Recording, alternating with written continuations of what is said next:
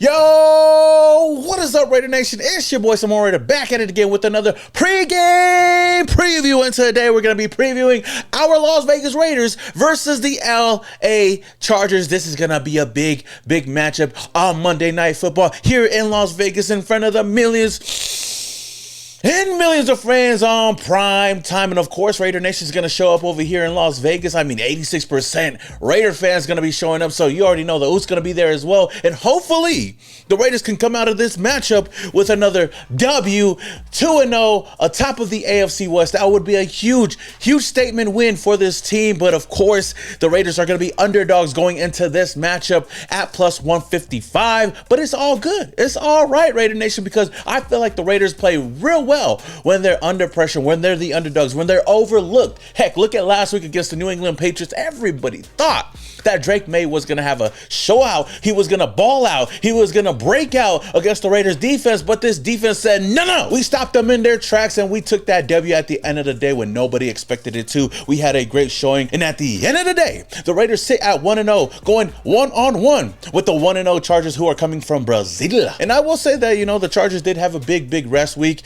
They played last Friday, but it's all good because they're going to be, you know, a little bit rusty against this Raiders team. Now, I do believe that this is a game that could definitely determine the Raiders season, whether we're going to go and be the real contenders or we're just going to be pretenders. Because a W this early, going 2-0 and being one of the best teams already in the AFC West, will definitely put the Raiders on the map and give this team a lot of confidence moving forward to all the other matchups that we do have. That being said, though, outside of the AFC West rivalry, I feel like just that rivalry between Jim Harbaugh and Pete Carroll is the cherry on top. And it's going to be something that's going to be really interesting to see in this game. We got the Raiders, we got the Chargers, Monday Night Football. It doesn't get better than this. But that being said, though, if this is the very first time you guys are coming across this channel and you love Raiders content, then hit that subscribe button and hit that notification icon button to notify you guys when I upload more videos just like this. Now, if you guys don't know already, we ain't starting no pregame preview without giving you guys some nation news that you can use. Now, we know that this week has been hectic. There's been a lot of questions on Brock Bowers and whether or not he's going to play in this game because he suffered a knee injury last week. And at first, it seemed like, oh, everything's okay. They just wanted to keep him out because, you know, they didn't really need him last week because we took that W at the end of the day. But throughout the whole week, it seemed like it was day to day. Heck, we got to see Brock Bowers in a knee sleeve yesterday, a leg sleeve, I mean, and still, the questions were up in the air. But as of today, we got some good news. According to Adam Schefter, he tweeted out that Raiders head coach Pete Carroll said that tight end Brock Bowers practiced today and looked terrific and is expected to play on Monday night versus the Chargers. Now, this is some really good news to hear because we get to get our #1 weapon out there on Monday night. Now, I know that it wouldn't have mattered. Well, it does matter. But I felt like the Raiders still had weapons over here that could take over if Brock Bowers wasn't ready to go. But just to see him today running around in practice, it just, you know, gave us a good sign. And I feel really confident in this team when Brock Bowers is out there, especially for Geno Smith. Not only that, though, some other injury news. Elandon Roberts, who was also questionable going into this game, was also seen back at practice today as well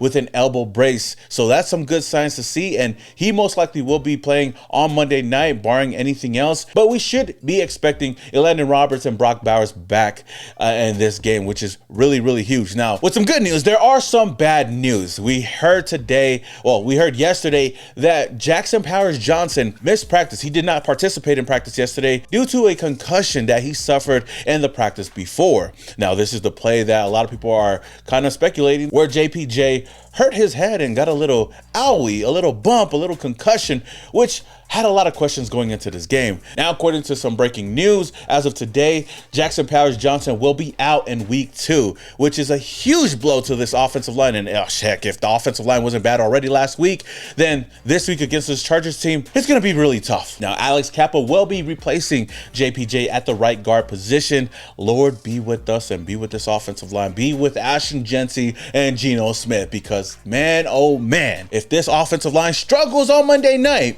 it's going to be a long night for this team. But no worries, Raider Nation. I still got a lot of confidence in this team to go and get that W. At least make this game competitive as it already is. What? Now, last up, our head coach Pete Carroll will be celebrating his birthday on Monday Night Football. Now, that's really interesting to know because I feel like Pete Carroll's going to go into this game and just try to get that W because he's trying to have a good birthday. Heck, we're all trying to have a good day, let alone have a good birthday celebrating this team as well as Pete Carroll. That said, Early happy birthday wishes to our head coach, Pete Carroll. Go get that W's. Go get that W by any means. By any means. Now, story time, Raider Nation. Let's get into some storylines for this game. First one being the Pete Carroll, Jim Harbaugh rivalry. Now, this rivalry goes back many years to college, to the NFL, to now in the AFC West. It's crazy to see these two bumping heads at so many different levels, but now in the AFC West for the very first time, this is going to be huge, especially on prime time where everybody's going to be watching. And this is two teams that look really good in week one, and it makes me really excited to be there in the building, just to be in the atmosphere. Can Pete Carroll overcome Jim Harbaugh? I mean, Pete Carroll right now,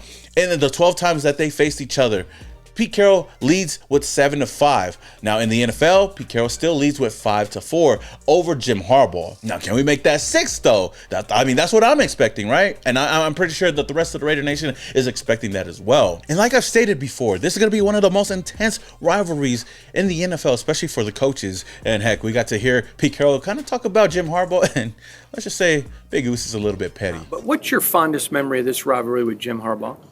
I remember Jim. No, I don't. I have no fond memories. I'm not going to go there. They're good. There's great games. They've been great games. That's all. Now, the next storyline that I have going into this game is stopping the run.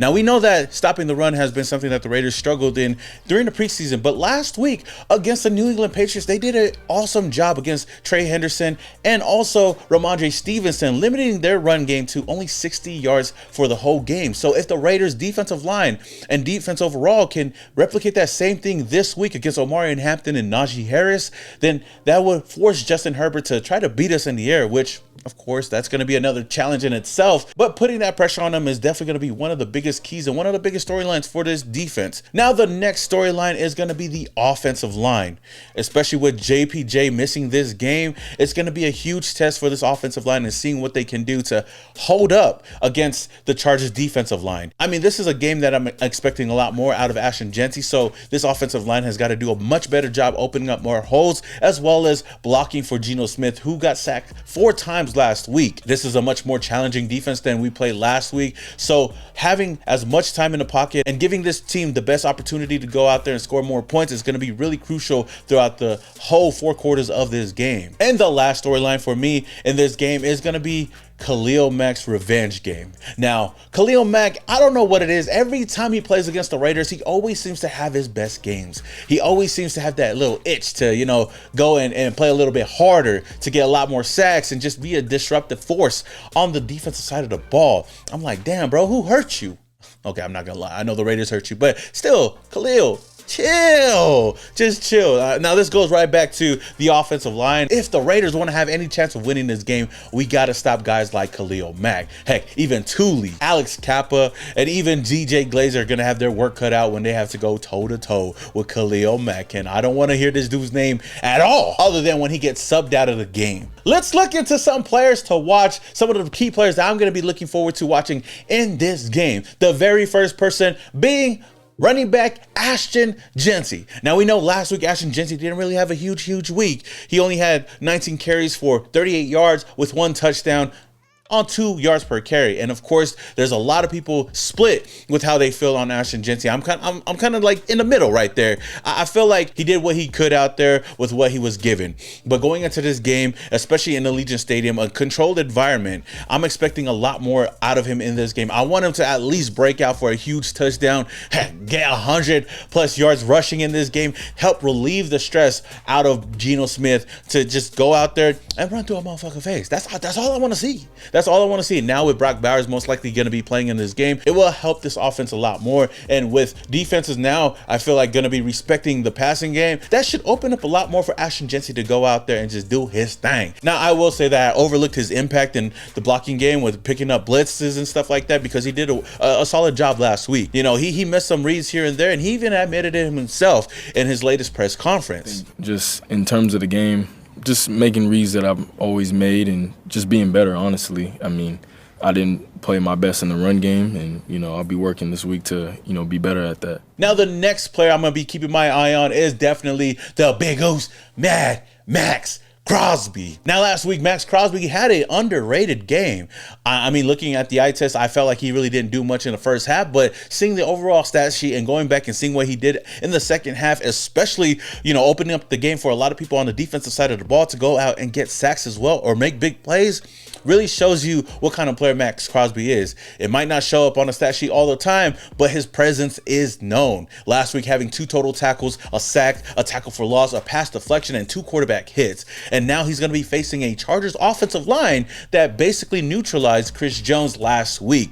And it's going to be a big test, not only for Max Crosby, but for the rest of this defensive line. If we want to get home to Justin Herbert, if we want to cause some turnovers, if we want to apply that pressure, we got to get through that offensive line. And it starts up top with the big goose Max Crosby. And the last player to keep an eye on in this game is definitely our quarterback, Geno Smith. We've seen a big game from Geno Smith last week. Heck, breaking records, taking names, whooping asses, throwing for over 360 yards with a touchdown and an interception, but he was damn near flawless with a QBR of 100. Now the biggest question is, can he replicate that success into this week's matchup in a big game against an AFC West rival?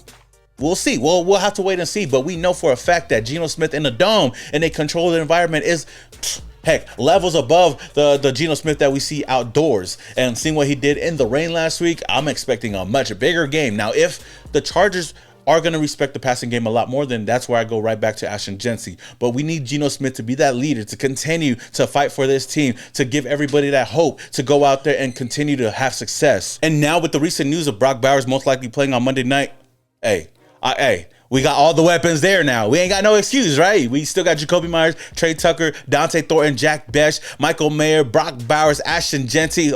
Oh my. So, like I said before, if we keep Geno Smith upright and keep him clean and let him get that confidence, it just only trickles down to the rest of the team, and everybody's going to go out there and play their best ball, because we're going to need that if we want to come away with this W. So with that said, Raider Nation, how do you guys feel about this game? What are your thoughts? What is your prediction? Do you feel like the Raiders have enough to come away with the W, even though JPJ's not going to be playing in this game, even though we're going to be playing a highly powered offensive team like the Chargers? We got Pete Carroll, we got Jim Harbaugh, we got Monday Night Football on prime time. Can the Raiders win when the lights are on? And for me, I feel like they can. I have every bit of confidence in this team to go out there and show out and just prove to the world and just shock the NFL and going 2-0 to start off the year. Until the next video, this your boy, Some More Raider, and your boy is Yahoo.